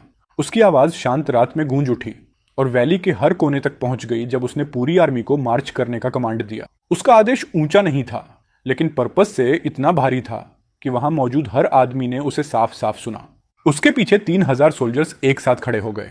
ना कोई चीयर था, ना कोई शाउटिंग, सिर्फ आर्मर की रिदमिक खनखनाहट थी जो किसी एक हार्टबीट जैसी लग रही थी। उन्होंने चुपचाप अपनी चमकती स्पीयर्स उठाई और इतने प्रिसाइज और फ्लूइड मूवमेंट से घोड़ों पर सवार हुए कि वो किसी एक मशीन जैसे लग रहे थे। ये उसकी स्नो ड्रैगन कैवलरी थी, एक ऐसा ग्रुप जिसने 10 साल लाशों के ढेरों के बीच रेंग कर बिताए थे और जो सिर्फ केलेब को पहचानता था, एम्परर को नहीं। जेकब केलेब का वॉरहॉर्स आगे लेकर आया। वो घोड़ा स्याही जितना काला था, बस उसके चारों हूफ्स बर्फ जैसे सफेद थे। जैकब ने पूछा, वो लोग कहाँ जा रहे हैं? उसकी आवाज एक्साइटमेंट से कांप रही थी जिसे वो छिपा नहीं पा रहा था। उसकी एक बची हुई आंख आग की तरह जल रही थी। शहर में हफ्तों से हो रहे अन्याय देखने के बाद वो इस आग के भड़कने का इंतजार कर रहा था। केलेब फुर्ती से सैडल पर चढ़ गया। उसने नॉर्थ विंड ब्लेड हाथ में पकड़ी और उसकी जानी पहचानी बर्फीली ठंड महसूस की। जेकब को सीधे जवाब देने के बजाय वो 3,000 राइडर्स के सामने जाकर रुक गया और उनकी तरफ मुड़ा। उसने उनके चेहरों को देखा। कुछ पुराने थे, कुछ नए, लेकिन सब लॉयल थे। कुछ उसके साथ तब से थे जब वो सिर्फ 15 साल का था और अब उनकी घनी दाढ़ियां थीं, जबकि कुछ नए रिक्रूट्स थे जिनके चेहरे जवान थे लेकिन नजरें वेटरन्स जितनी कठोर थीं। सब उसकी तरफ देख रहे थे, उसके बोलने का इंतजार करते हुए। उसने गला साफ किया और उसकी आवाज पूरी वैली में गूंज उठी। उसने अपने ब्रदर्स से कहा कि वो जानता है वो सब दबे हुए गुस्से में जी रहे हैं। उसने उन्हें याद दिलाया कि जिस शहर की उन्होंने 10 साल रक्षा की उसे कचरे की तरह फेंक दिया गया, और जिन लोगों की उन्होंने रक्षा की उन्हीं की वजह से उनके साथी सोल्जर्स को जानवरों की तरह काट दिया गया। उसके शब्द इतने भारी थे कि जैसे आसमान के बादलों तक को हिला दें। उसने अपने आदमियों की तरफ सिर हिलाकर उनके दर्द और उस आग को स्वीकार किया जो इतने समय से उनके अंदर जल रही थी। लेकिन उसने एक बात बिल्कुल साफ कर दी, वो एम्परर या करप्ट कोर्ट के लिए वापस नहीं जा रहे। 10 साल पहले एम्पायर ने उन्हें सड़ने के लिए छोड़ दिया था और 10 साल बाद उन्होंने सोल्जर्स के खून से खरीदी गई मिलिट्री ऑनर्स छीनकर एक कावर्ड को दे दी। उसने अपने आदमियों से पूछा कि कैपिटल की नजर में वो क्या है, ऐसे डॉग्स जिन्हें इस्तेमाल करके फेंक दिया जाए। केलेब ने ऐलान किया कि वो अब कुत्ता बनकर नहीं रहेगा और सोल्जर्स ने दहाड़ते हुए उसकी बात का जवाब दिया। उन्हें कैपिटल के लॉर्ड से तंग आ चुके थे। अब बदलाव का समय था। सोल्जर्स की इमोशंस पूरी तरह भड़क उठी। वो गालियां देने लगे और सालों से दबा फ्रस्ट्रेशन बाहर निकालने लगे। तभी केलेब ने हाथ उठाकर नीचे दबाया, साइलेंस का सिग्नल देते हुए, और पूरी वैली तुरंत फिर शांत हो गई। उसने कहा कि वो सिर्फ 3 चीजों के लिए लौट रहे हैं। पहली, रिवेंज। उसने कहा कि वो इन्वेडर्स के खून से उन 8,600 ब्रदर्स की आत्माओं को शांत करेंगे जिन्हें उन्होंने खो दिया। दूसरी, अपनी फैमिलीज और उन लोगों को बचाने के लिए जो अभी भी उन्हें गार्डियंस मानते हैं। फिर वो एक पल के लिए रुका और उसकी नजर भीड़ में हर चेहरे पर घूमी। हर शब्द को भारी बनाते हुए उसने कहा कि वो वापस लेने जा रहे हैं जो उनका है। ये शहर उनकी ब्लेड्स ने जीता था, ये जमीन उनके खून से सींची गई थी, अब ये केलेब की है, और बिल्कुल भी उस कमजोर एम्परर की नहीं जो कैपिटल में बैठा है। उसकी आवाज धीमी पड़ते ही पूरी वैली मौत जैसी खामोशी में डूब गई। फिर अचानक वो साइलेंस पहले से 10 गुना ज्यादा जोरदार चीयर से टूट गया। सोल्जर्स चिल्लाने लगे कि शहर उनका है और उनकी जिंदगी केलेब की है, और उसी पल साफ हो गया कि ये आर्मी अब सच में उसकी बन चुकी है। वो अब एम्पायर के टूल्स नहीं थे, वो ऐसी ताकत बन चुके थे जो पूरी दुनिया पलट सकती थी। बिना एक और बेकार शब्द बोले केलेब ने अपना घोड़ा मोड़ा और अपनी लंबी ब्लेड आगे की तरफ तान दी, उस पास की तरफ जिसे ब्लैक विंड गैप कहा जाता था। सच कहें तो शहर पर सीधा हमला करना बेवकूफी होती, और केलेब बहुत चीजें हो सकता है लेकिन बेवकूफ बिल्कुल नहीं। गहरी रात की आड़ में वो मेन सिटी से बचकर निकलता है। अगर वो 30,000 इन्वेडर्स सिर्फ सुअरों का झुंड भी होते तब भी उन सबको काटते काटते आदमी की बाहें सुन्न हो जाती। लेकिन ये तो वो भेड़िए हैं जो 10 साल से भूखे बैठे हैं। उनसे सीधे भिड़ना सबसे घटिया स्ट्रेटेजी होती। उसकी प्लान कहीं ज्यादा सर्जिकल थी। पहले उनके दांत तोड़ो, फिर उनके पंजे काटो, और आखिर में जब वो सबसे कमजोर हों तब उनका गला चीर दो। ब्लैक विंड गैप दुश्मन की सप्लाईज आने का इकलौता रास्ता था। 30,000 आदमी और उनके घोड़ों को खिलाने के लिए हर दिन अनाज की खपत किसी आसमान छूते आंकड़े जैसी थी। शहर के अंदर मौजूद सप्लाईज ज्यादा दिन नहीं चलने वाली थी, इसलिए उनकी सप्लाई लाइन काटना मतलब उनकी लाइफ ब्लड का गला घोंटना था। केलेब चाहता था कि दुश्मन कमांडर और उसके 30,000 राइडर्स को पता चल जाए कि उत्तर का नाइटमेयर वापस लौट आया है। आज के बाद इस जमीन की डार्कनेस सिर्फ उसी की होगी। उधर हम वापस प्रिंसेस लूना की तरफ आते हैं, जो अभी अभी पहाड़ के नीचे अपने कैंप में लौटी थी। वो पूरी तरह ह्यूमिलेटेड और खोई हुई लग रही थी। उसकी एक ट्रस्टेड अटेंडेंट सावधानी से उसके पास आई और पूछा कि महान केलेब ने क्या कहा। लूना का चेहरा मौत जैसा सफेद पड़ चुका था और उसके होंठ बेकाबू कांप रहे थे। हर बार जब उसे उसकी मॉकिंग आईज और वो शब्द याद आते कि वो टू टेंटेड है, उसके दिल में तेज दर्द उठता। एक ऐसी ह्यूमिलेशन की लहर उस पर टूट पड़ी जैसी उसने जिंदगी में कभी महसूस नहीं की थी। वो हकलाते हुए बोली कि उसने उसे रिजेक्ट कर दिया। अटेंडेंट शॉक में आ गई। उसे यकीन नहीं हो रहा था कि कोई आदमी इतनी नोबल लेडी को ठुकरा सकता है। वो डिसबिलीफ में चीख पड़ी और पूछने लगी कि क्या केलेब पागल हो गया है। उसने तुरंत कैपिटल लौटने की सलाह दी, लेकिन लून जैसे किसी ट्रांस से जागी। उसने अटेंडेंट का हाथ इतनी जोर से पकड़ा कि उसके नेल्स स्किन में धंस गए। वो जानती थी कि वो अभी वापस नहीं जा सकती। अंदर ही अंदर उसे डर था कि अगर एम्परर को पता चल गया कि वो फेल हो गई तो उसका अंत तय है। तभी अचानक एक गार्ड भागता हुआ उनकी तरफ आया, जल्दी में लगभग गिरते हुए। उसने हांफते हुए बताया कि पहाड़ पर मौजूद रेबल्स मूव कर चुके हैं। लूना तुरंत स्लोप की तरफ मुड़ी। उसने देखा कि पहले जो टिमटिमाती आगें दिख रही थीं, वो सब बुझ चुकी थीं। अब पूरा पहाड़ पिच ब्लैक अंधेरे और मौत जैसी खामोशी में डूबा था। उसने घबराकर पूछा वो लोग कहाँ गए। गार्ड कांपते हुए बोला कि पूरी आर्मी का विशाल साया भूतों की लेजन की तरह उत्तर की तरफ बढ़ गया। उनकी मार्च का प्रेशर ही टेरिफाइंग था। जैसे ही नॉर्थ शब्द उसके दिमाग में गूंजा, लूना को एहसास हुआ कि वही दिशा कब्जाए गए शहर और इन्वेडिंग आर्मी की है। वो सोचने लगी कि अगर उसने गवर्नमेंट का ऑफर ठुकरा दिया तो फिर वो लड़ने क्यों जा रहा है। तभी बिजली की तरह एक ख्याल उसके दिमाग में गिरा और उसका शरीर ठंडा पड़ गया। वो ये सब कोर्ट के लिए नहीं कर रहा, ना ही उसके लिए, वो ये सब अपने लिए कर रहा है। वो अपनी छीनी हुई हर चीज वापस लेने जा रहा है। लूना कीचड़ में गिर पड़ी और होपलेस होकर उत्तर के गहरे अंधेरे को घूरने लगी। उसे एहसास हो गया कि चीजें पूरी तरह कंट्रोल से बाहर जा चुकी हैं। जो आदमी कभी जंजीरों से बंधा शिकारी कुत्ता था, वो अब आजाद हो चुका है और अब वो पहाड़ से नीचे ऐसी वाइल्ड फायर बनकर उतर रहा है जो रास्ते में आने वाली हर चीज को निगल जाएगी। अब हमारी नजर शहर के कमांडर मैनर पर जाती है, जो कभी केलेब का घर हुआ करता था, लेकिन अब दुश्मन लीडर खान का पैलेस बन चुका है। मेन हॉल के अंदर शराब की बदबू और म्यूजिक की आवाज भरी हुई थी। खान जोर जोर से हंस रहा था और फर्मेंटेड मिल्क के कप पर कप गले में उड़ेल रहा था। वो बेहद रेडियंट और विक्टोरियस लग रहा था। वो चिल्लाया कि ये पत्थर के शहर मैदानों के टेंट से कहीं ज्यादा आरामदायक हैं। नीचे बैठा एक वन आई ट्राइबल चीफ ग्लास उठाकर उसकी चापलूसी करने लगा। उसने कहा कि ये सब खान की डिवाइन पावर की वजह से हुआ है। आखिरकार गॉड ऑफ वॉर केलेब जा चुका है। चीफ हंसते हुए बोला कि केलेब के बिना नॉर्दर्न कैवलरी सिर्फ भेड़ें हैं जो कटने का इंतजार कर रही हैं। खान लंबा घूंट भरते हुए डींगे मारने लगा कि उत्तर का तथाकथित किंग असल में सिर्फ एक बुचर था। उसने ये भी कहा कि केलेब का भाई, जिसे इंपीरियल जनरल कहा जाता था, अब उसका कुत्ता बन चुका है। एक क्रूल ग्रीन के साथ उसने गार्ड्स को आदेश दिया कि उसके जनरल डॉग को बाहर लाया जाए ताकि मौजूद चीफ्स का मनोरंजन हो सके। कुछ देर बाद 2 सोल्जर्स हॉल में घुसे, हंसते हुए एक आदमी को भारी आयरन चेन से घसीटते हुए। वो ऐसा नजारा था जिस पर किसी और हालात में यकीन करना मुश्किल होता। वो आदमी पूरी तरह नंगा था। उसके शरीर पर फुटप्रिंट्स और विप मार्क्स भरे हुए थे। उसके बाल चिड़िया के घोंसले जैसे उलझे हुए थे और चेहरा गंदगी से सना था। वो कोई और नहीं बल्कि केलेब का अपना भाई मार्कस था। बिना किसी आदेश के जैसे ही उसे अंदर घसीटा गया, मार्कस इंस्टिंक्टिवली चारों हाथ पैरों पर गिर पड़ा। एक घिनौनी हल्की सी स्माइल के साथ वो कुत्ते की तरह भौंकना शुरू कर देता है। उसकी वो चापलूस हरकत इतनी पैथेटिक थी कि वहां बैठे सारे ट्राइबल चीफ्स जोर जोर से हंसने लगे। वो कहने लगे कि यह खास हाउंड कितना अच्छी तरह ट्रेंड है, यहां तक कि असली कुत्तों से भी ज्यादा डॉग जैसा बिहेव करता है। खान, जो इस चापलूसी का मजा ले रहा था, आधी खाई हुई मटन बोन फर्श पर फेंक देता है।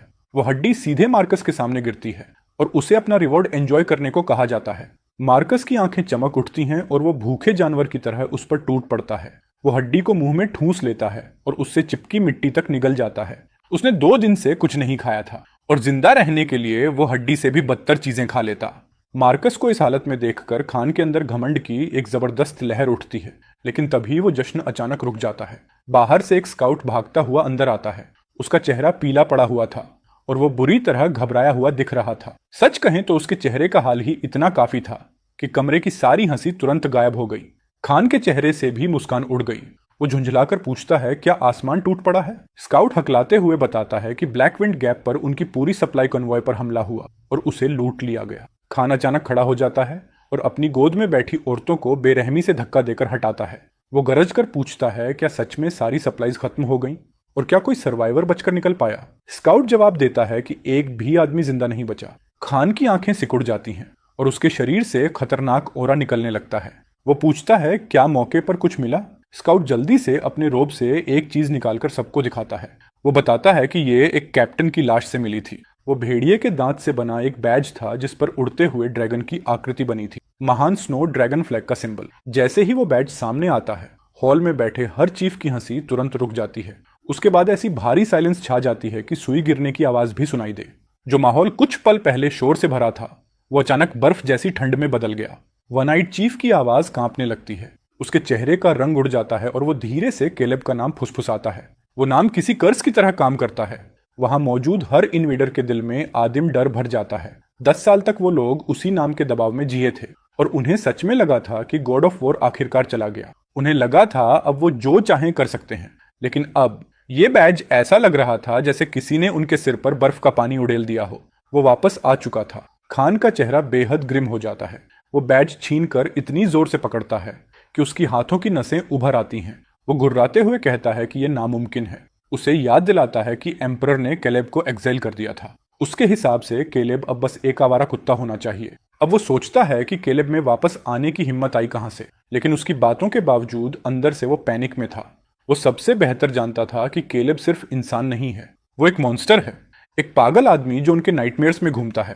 एक चीफ सावधानी से कहता है कि शायद ये सिर्फ उसके पुराने सबॉर्डिनेट्स हों जो उसका नाम इस्तेमाल करके उन्हें डराना चाहते हों। खान इस बात को डूबते आदमी की तरह पकड़ लेता है। वो सहमत होता है कि शायद केलेब बिना आर्मी वाला कमांडर है। उसके हिसाब से केलेब के पास ज्यादा से ज्यादा 100 सोल्जर्स होंगे और इसीलिए ये बस एक डेस्परेट ब्लफ है। वो खुद को समझाता है कि केलेब सिर्फ उन्हें डराकर पीछे हटाना चाहता है। जैसे जैसे उसका डर कम होता है, उसका घमंड वापस लौटने लगता है। वो जोर से आदेश देता है 5000 वुल्फ राइडर्स को ब्लैक विंड गैप भेजा जाए ताकि पास के हर इंच की तलाशी ली जा सके। वो उस कावड़ को ढूंढना चाहता था ताकि उसके टुकड़े टुकड़े कर सके। उसे लगता था ये बस छोटा सा रिवेंज मिशन है। उसे बिल्कुल अंदाजा नहीं था कि उसके सामने कुछ बचे खुचे सोल्जर्स नहीं बल्कि नर्क की गहराइयों से उठे 3000 गुस्सैल ड्रैगन्स खड़े हैं। उधर मार्कस अब भी फर्श पर दुबका हुआ ये सब सुन रहा था। उसकी आंखें तेजी से इधर उधर घूमने लगीं। उसे एहसास हो गया कि केलेब वापस आ चुका है, जबकि उन्होंने ऑफिशियली फैमिली टाइज तोड़ने वाले पेपर्स पर साइन किए थे। उसी पल मार्कस के अंदर जलन और रिजेंटमेंट की भयानक लहर उठती है। वो सोचता है केलेब जहां भी जाता है तूफान क्यों खड़ा कर देता है। उसका सिर्फ नाम ही इन खून के प्यासे इन्वेडर्स को क्यों डरा देता है।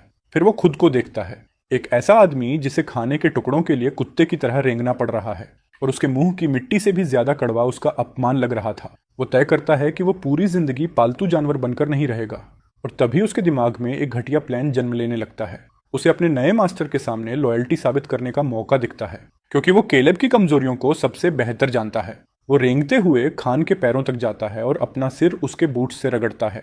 झूठी ह्यूमिलिटी से भरी आवाज में वो खान को महान कहता है और दावा करता है कि उसे रेबेल केलेब के सीक्रेट्स पता हैं। खान उसे सिर्फ घृणा से देखता है लेकिन फिर भी क्यूरियोसिटी में पूछता है कि यह पैथेटिक आदमी क्या कहना चाहता है। मार्कस की आंखें चमक उठती हैं। वो कहता है कि केलेब बहुत एरोगेंट आदमी है और जरूर बहुत कम ट्रूप्स लेकर लौटा होगा। उसके मुताबिक केलेब सिर्फ स्नीक अटैक्स करके अपना प्रेस्टीज बढ़ाने की कोशिश कर रहा है।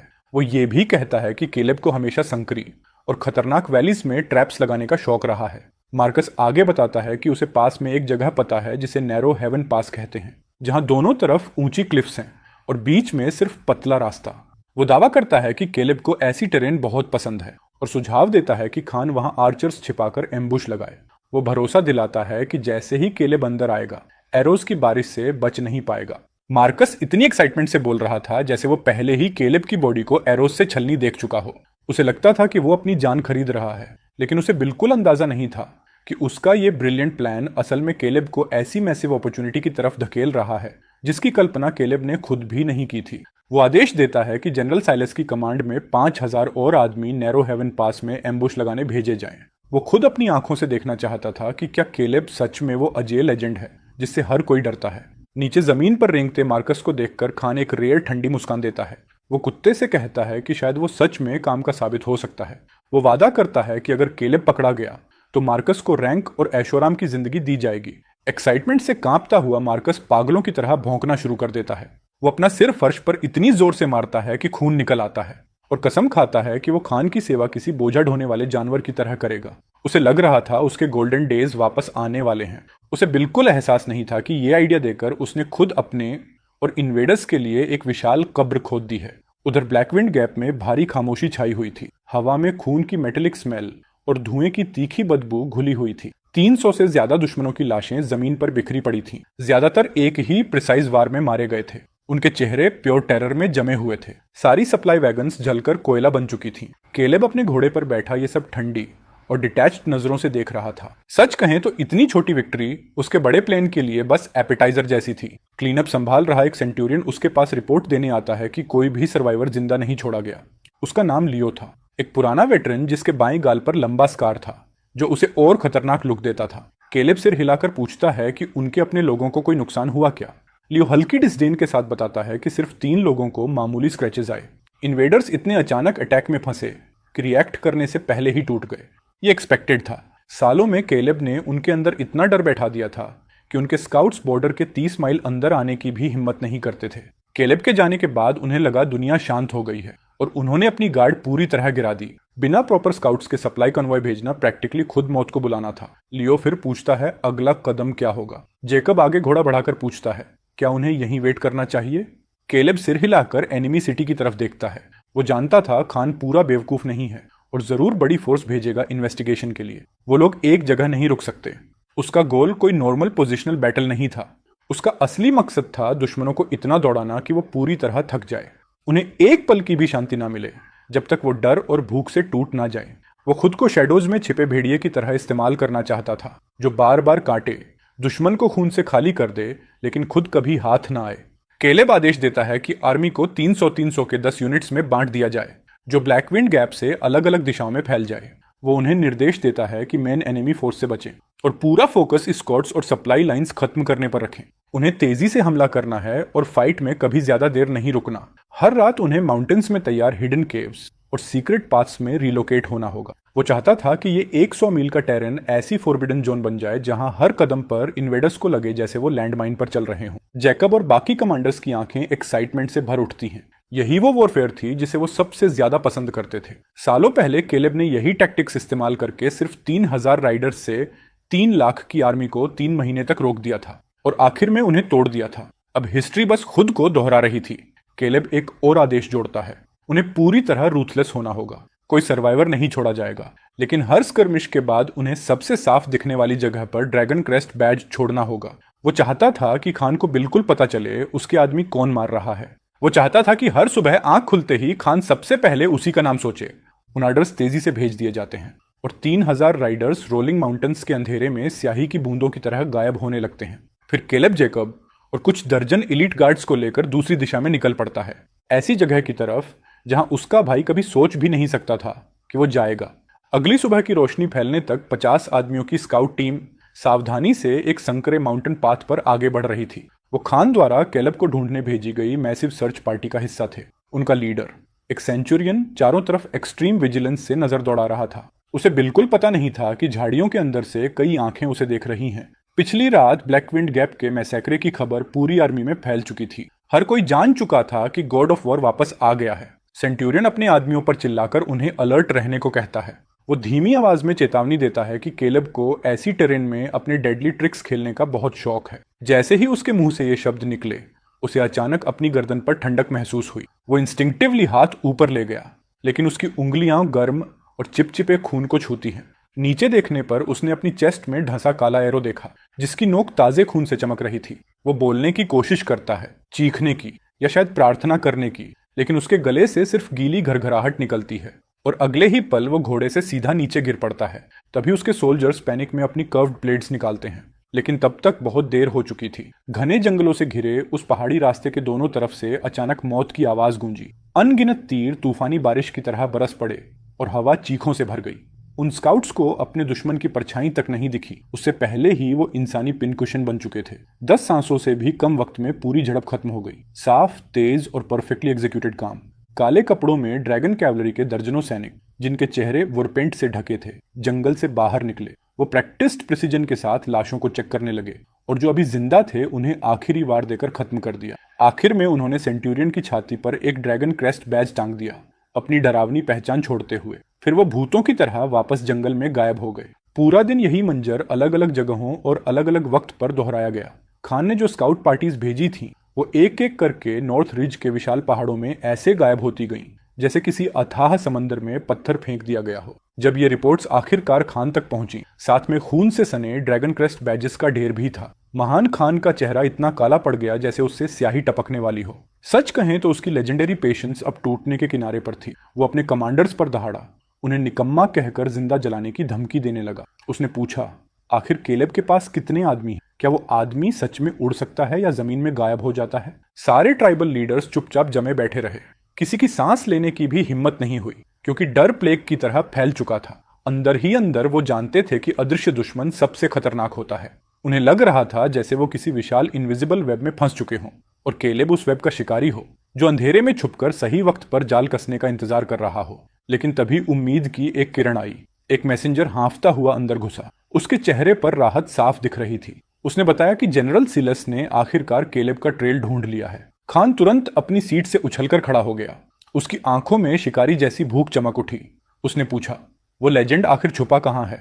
मैसेंजर ने बताया कि डॉग मार्कस की जानकारी के आधार पर साइलस ने कई 100 आदमियों की एक यूनिट को नैरो हेवन पास की तरफ बढ़ते देखा है। साइलस पहले ही शॉर्टकट लेकर ऊपर की क्लिफ्स पर एम्बुश लगाने पहुंच चुका है।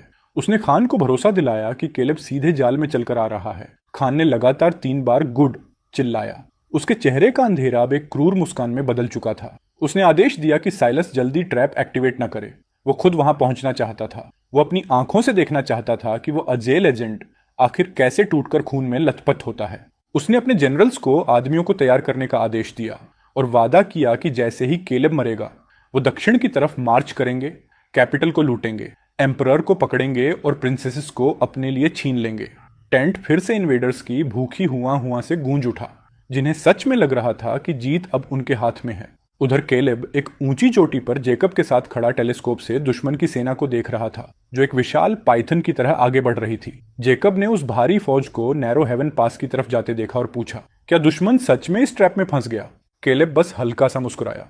उसे कुछ कहने की जरूरत नहीं थी। सच तो यह था कि प्लान उसकी उम्मीद से भी बेहतर काम कर रहा था। जेकब ने पूछा, केलेब को कैसे पता था कि मार्कस ठीक इसी तरह उन्हें बिट्रे करेगा? केलेब ने टेलीस्कोप नीचे किया। उसका चेहरा शांत और पूरी तरह बेजान था। उसने कहा कि उसका प्यारा भाई हमेशा खुद को बहुत चालाक समझता था। मार्कस को लगता था कि वो केलेब के दिमाग को समझता है, लेकिन असल में केलेब उसी घमंड को उसके खिलाफ हथियार बना रहा था। जो सैकड़ों आदमियों की आर्मी इस वक्त पास की तरफ बढ़ रही थी, वो असल में सिर्फ कुछ बूढ़े कमजोर घोड़े और भूसे के पुतले थे।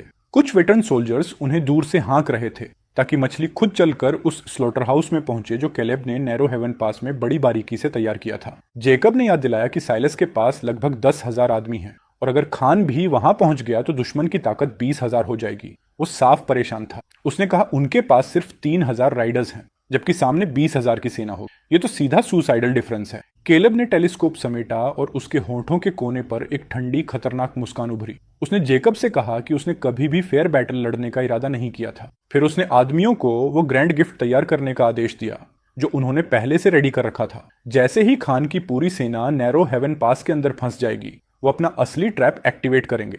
उसका इरादा था कि आज के बाद उस पास का नाम बदलकर 10,000 मैन ग्रेव रख दिया जाए। उधर खान जिस चीज को अपनी शानदार जीत समझकर उसकी तरफ दौड़ रहा था, वहीं दूसरी तरफ प्रिंसेस लूना की जिंदगी हर दिन और ज्यादा दर्दनाक होती जा रही थी। वो कैपिटल लौटने की हिम्मत नहीं कर पा रही थी। इतनी बेइज्जती और नाकामी के बाद खाली हाथ वापस जाने के नतीजे सोचकर ही उसका दिल कांप जाता था। उसे एम्परर के भयानक गुस्से की कल्पना तक से डर लग रहा था। नॉर्थ रिज गिर चुका था, कैपिटल पैनिक में था और जो प्रिंसेस अपना मिशन फेल कर दे वो पूरे रॉयल कोर्ट की लाफिंग स्टॉक बन जाती। इसलिए वो और उसका छोटा एस्कॉर्ट पास से कुछ दर्जन मील दूर एक टूटी फूटी पोस्ट हाउस में छुपे हुए थे। वो पूरी तरह फंस चुकी थी। पिछले कुछ दिनों में उसने अपने सारे स्काउट्स भेज दिए थे ताकि केलेब का कोई भी निशान मिल सके, लेकिन जब रिपोर्ट्स वापस आईं कि उसने ब्लैक विंड गैप जला दिया, दुश्मन की सप्लाई लाइंस काट दी और सिर्फ एक दिन में दर्जनों इलीट स्काउट पार्टीज का सफाया कर दिया, तो लूना पूरी तरह स्टंड रह गई। शौक, कंफ्यूजन और एक बहुत छोटी सी सीक्रेट खुशी जिसे वो खुद से भी मानने को तैयार नहीं थी, उसके अंदर उमड़ने लगी। उसने अपने गार्ड कैप्टन को पकड़ लिया। उसकी आवाज कांप रही थी जब उसने पूछा, क्या उसने सच में कैंपेन शुरू कर दिया? आखिर उसने अपनी आंखों से केलेब को मिशन ठुकराते देखा था। वो समझ नहीं पा रही थी कि अब वो ये सब क्यों कर रहा है। कैप्टन बस कड़वी मुस्कान के साथ सिर हिला पाया। उसने माना कि उसे भी नहीं पता। हालात देखकर तो यही लग रहा था कि केलेब किसी पर्डन के पीछे नहीं है। ऐसा लग रहा था जैसे वो अकेले ही 3 लाख इन्वेडर्स से लड़ने निकल पड़ा हो। वो पागल आदमी है, लूना ने खुद से फुसफुसाया, लेकिन किसी वजह से उसी पागल आदमी की छवि उसके दिमाग में और भी बड़ी और साफ होती जा रही थी। उसे कैंपफायर के पास बैठा वो आदमी याद आया जिसने ठंडे चेहरे से कहा था कि वो उसके लायक भी नहीं है। वो आदमी जिसे उसने हमेशा एक गंवार बचर समझा था, वही असल में पूरे एम्पायर को संभाले हुए था। वही आदमी जिसने 10 साल तक अकेले नॉर्दर्न डिफेंस को जिंदा रखा और आखिर में उसी एम्पायर ने उसे छोड़ दिया जिसकी वो रक्षा करता था। फिर भी एम्पायर के सबसे अंधेरे वक्त में सबसे पहले उसी ने खड़े होकर खून से भरी जंग का ऐलान किया। दूसरी तरफ मार्कस था, जो इस वक्त खान के पैरों में दुम हिलाता हुआ एक कुत्ते की तरह पड़ा था। दोनों भाइयों के बीच का फर्क जमीन आसमान जैसा था। पछतावा धीरे धीरे जहरीले सांप की तरह लून के दिल को काटने लगा। काश वो इतनी घमंडी ना होती, काश रॉयल फैमिली इतनी शॉर्ट साइटेड ना होती, काश फैमिली की मेन ब्रांच इतनी लालची ना होती। अगर चीजें अलग होती तो आज वो केलेब के साथ खड़ी होती, उसकी ग्लोरी शेयर कर रही होती। नहीं, मैं इसे ऐसे खत्म नहीं होने दूंगी। लूना अचानक खड़ी हो गई। उसकी आंखों में लगभग पागलों जैसी जिद चमक रही थी। उसने खुद को समझाया कि अगर केलेब इन्वेडर्स से लड़ने को तैयार है तो इसका मतलब वो अभी भी एम्पायर और लोगों की परवाह करता है। वो बस रिजेंटमेंट में ऐसा बिहेव कर रहा है। अगर वो उसे काफी सिंसियरिटी दिखा दे तो शायद वो अपना फैसला बदल दे। अब वो एक डेस्परेट गैम्बलर बन चुकी थी जो अपनी जान बचाने के लिए आखिरी तिनके को पकड़ने की कोशिश कर रही थी। गार्ड्स, उसने चिल्लाकर कहा, उन 2 बूढ़ों को मेरे पास लाओ। जिन दो बूढ़ों की वो बात कर रही थी वो थे आर्थर और सैरा, जिन्हें केलेब सड़क पर छोड़ गया था और लूना के आदमियों ने उठा लिया था। पिछले कुछ दिन उनकी जिंदगी मौत से भी बदतर रही थी। शारीरिक दर्द तो एक बात थी, लेकिन मानसिक टॉर्चर उससे कहीं ज्यादा खतरनाक था। जो लोग कभी पावरफुल मिनिस्टर और उसकी पत्नी थे, वो अब भिखारियों से भी बदतर हालत में पहुंच चुके थे। उनका प्यारा बेटा मार्कस अब इन्वेडर्स का खिलौना बन चुका था और उनका पूरा खानदान इंपीरियल डंजन में फेंक दिया गया था। और उनकी नजर में इस सब की वजह वही दूसरा बेटा था जिससे वो हमेशा नफरत करते थे। सबसे बड़ी आयरनी ये थी कि अब वही केलेब पूरी दुनिया की आखिरी उम्मीद बन चुका था। यही बात उन्हें पागल करने के लिए काफी थी। जब सोल्जर्स उन्हें घसीटकर प्रिंसेस लूना के सामने लाए तो वो अपनी पुरानी शक्ल के सिर्फ खोखले खोल जैसे लग रहे थे। योर हाइनेस, आर्थर रोता हुआ घुटनों पर गिर पड़ा और अपने एकमात्र बचे हाथ से उसकी रोब पकड़ ली। आंसुओं से भरे चेहरे के साथ उसने लूना से एक बार फिर केलेब के पास जाने की भीख मांगी। उसने अपनी फैमिली और मार्कस को बचाने की गुहार लगाई। सैरा भी जमीन पर पड़ी हिस्टेरिकली रो रही थी। वो कह रही थी कि केलेब सिर्फ गुस्से में ऐसा कर रहा है, अगर वो लोग झुककर माफी मांग लें तो उसका दिल जरूर पिघल जाएगा। वो चीख चीख कर कह रही थी कि केलेब उसका खुद का खून है, वो उसे नजरअंदाज नहीं कर सकता। इन दोनों दयनीय लेकिन घिनौने लोगों को देखकर लूना की आंखों में डिस्गस्ट की चमक आई, लेकिन वो जानती थी कि उसके पास खेलने के लिए अब यही आखिरी कार्ड बचा है। इन्हें साथ लाओ, उसने ठंडे स्वर में आदेश दिया। उसने अपने आदमियों को यह भी कहा कि एम्परर ने उसे जो भी गोल्ड, सिल्वर और ज्वेलरी दी है सब कैरेजेस में भर दिया जाए। मूव आउट, उसने कहा। हम केलेब को ढूंढने जा रहे हैं। उसे सच में यकीन था कि फैमिली टाइज और दौलत का ये कॉम्बिनेशन केलेब को मना लेगा। उसे नहीं लगता था कि किसी आदमी का दिल सच में पत्थर का हो सकता है, लेकिन दुर्भाग्य से वो बहुत ज्यादा ऑप्टिमिस्टिक थी। जब उसका कैरेज प्रोसेशन पहाड़ी रास्तों से गुजर रहा था, तभी एक मोड़ पर पहुंचते ही उनका सामना सीधे एक आर्मी से हो गया। वो एक ऐसी फोर्स थी जो खून से लथपथ थी और जिसके चारों तरफ कत्लेआम की डरावनी ओनरा फैल रही थी। केलेब और उसकी 3000 ड्रैगन कैवलरी अभी रिग्रुप हुई थी। साफ दिख रहा था कि वो लोग अपना वार्म अप खत्म करके अब नैरो हेवन पास की तरफ बढ़ रहे थे, मेन इवेंट देखने के लिए। जब लूना की कैरेज को अचानक दर्जनों ठंडी काली स्पीयर्स ने रोक लिया तो डर से उसका शरीर सुन्न पड़ गया। उसने कांपते हाथों से कर्टन हटाया और सामने इमोशनलेस चेहरों का समंदर देखा। उनकी आंखें भूखे भेड़ियों जैसी थीं और उन सबके ऊपर अपने घोड़े पर ऊंचा बैठा था केलेब। वो उसे बिना किसी इमोशन के देख रहा था। उसके चेहरे पर साफ इरिटेशन था, जैसे उसका पेशेंस अब खत्म हो रहा हो। तुम फिर आ गई, उसने सपाट और अनइम्प्रेस्ड आवाज में पूछा। उसने सीधा पूछा कि क्या उसने पहले उसे दफा होने को नहीं कहा था, या फिर वो उसकी तलवार की धार टेस्ट करने इतनी ईगर थी। लूना इतनी डरी हुई थी कि उसे ठीक से एक सेंटेंस भी नहीं बन पा रहा था। राइडर्स के शरीर से आती ताजा खून की मेटालिक स्मेल से उसका पेट मचलने लगा। तभी एक आवाज गूंजी, केलेब, केलेब, मैं हूं, तुम्हारा पिता। आर्थर लड़खड़ाता हुआ आगे बढ़ा। उसकी आवाज डेस्परेशन से टूट रही थी। सच कहें तो वो बेहद पैथेटिक लग रहा था, लेकिन केलेब ने पलक तक नहीं झपकाई। वो बस वहीं बैठा रहा, उन लोगों पर एक साइलेंट जज की तरह जिन्होंने कभी उसे निकाल फेंका था। उसी वक्त नॉर्थ रिज की ठंडी हवाएं फिर से जोर से गूंजने लगीं। मेरा बड़ा बेटा, तुम्हारी माँ यहाँ है। केलेब उन्हें ऐसे देख रहा था जैसे वो दो अजनबी हों जिनका उससे कोई लेना देना ही नहीं। फिर उसने कैरेज के अंदर बैठी पीली पड़ी लूना की तरफ नजर घुमाई। योर हाइनेस, उसने मुस्कुराते हुए कहा, लेकिन वो मुस्कान प्योर डार्क एम्यूजमेंट से भरी थी। तुम अपनी बॉटमलेस स्टूपिडिटी से सच में कभी सरप्राइज करना बंद नहीं करती। उसने पूछा। क्या उसे सच में लगा कि इन दो बूढ़े रेलिक्स को लाकर उसका दिल पिघल जाएगा, या फिर वो सोचती है कि ब्लड टाइज का इस्तेमाल करके वो उसकी इच्छा को कैद कर सकती है?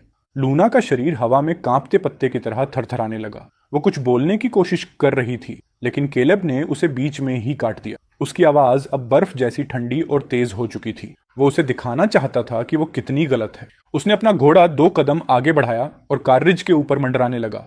नीचे घुटनों पर बैठे उन बूढ़ों को उसने ठंडी नजरों से देखा। फिर उसने हर शब्द को वजन देकर बोलना शुरू किया। उसने उन्हें याद दिलाया कि जब वो 15 साल का था तब उन्होंने उसे नॉर्थ रिज में छोड़ दिया था और उसकी नजर में वो उसी दिन मर गया था। उसने साफ कहा कि अब उसका जैकब फैमिली से कोई रिश्ता नहीं है। उसने बस धीरे से अपनी उंगली गले पर फेर दी। उस इशारे का मतलब बिल्कुल साफ था। लूना को लगा जैसे उस पर बिजली गिर गई हो। उसके मुंह से एक तेज चीख निकली और उसने तुरंत कैरेज के कर्टन्स बंद कर दिए। चलो जल्दी, अभी वापस मुड़ो, वो रोती हुई आवाज में ड्राइवर पर चीखी। पूरा प्रोसेशन पैनिक में बिखर गया और वो लोग पूरी बेइज्जती के साथ वहां से भाग निकले। केलेब ने उनकी भागती पीठों को बिना किसी पिटी के देखा। उसकी नजर में वो बस मूर्ख लोग थे जो खुद को बहुत चालाक समझते थे। उसने तुरंत नजरें हटा लीं। डिस्ट्रैक्शन खत्म हो चुका था। उसने अपनी लंबी ब्लेड फिर आगे तानी और मेन इवेंट की तरफ बढ़ने का आदेश दिया। Yes general. 3000 राइडर्स एक साथ गरजे। वो अबैंडन्ड कैरेज के पास से गड़गड़ाते हुए निकल गए और वो दो बूढ़े जमीन पर टूटे हुए सायों की तरह पड़े रह गए। कैवलरी तेजी से नैरो हेवन पास की तरफ बढ़ी। वो जगह अपने नाम के बिल्कुल लायक थी, एक बेहद पतली कैनियन जिसके दोनों तरफ सैकड़ों फीट ऊंची क्लिफ्स थीं और बीच का रास्ता इतना संकरा था कि मुश्किल से 3 घोड़े साथ निकल सके, यानी एम्बुश के लिए बिल्कुल परफेक्ट जगह। और ठीक उसी वक्त दोनों क्लिफ्स पर 10,000 से ज्यादा एनिमी आर्चर्स छिपे पड़े थे। वो पत्थरों से चिपके हुए एरोज रेडी रखे अपने टारगेट के किल जोन में आने का इंतजार कर रहे थे। कैनियन के दूसरे छोर पर खान अपनी 5,000 एलीट गार्ड्स के साथ एग्जिट ब्लॉक किए खड़ा था, जबकि जनरल केल दूसरे 5,000 आदमियों के साथ एंट्रेंस संभाले हुए था। एक विशाल ट्रैप पूरी खामोशी से बिछाया जा चुका था। खान अपने शानदार सफेद स्टैलियन पर बैठा टेलीस्कोप से कैनियन एंट्रेंस देख रहा था। उसके चेहरे पर जीत का घमंड साफ था। क्या वो आ गए? उसने केल से पूछा। उसकी पेशेंस खत्म हो रही थी। केल ने जवाब दिया कि स्काउट्स ने रिपोर्ट दी है कि वो यूनिट अब 5 माइल से भी कम दूर है। खान ने एक क्रूर हंसी छोड़ी, एक सटल बीमार सी स्माइल के साथ।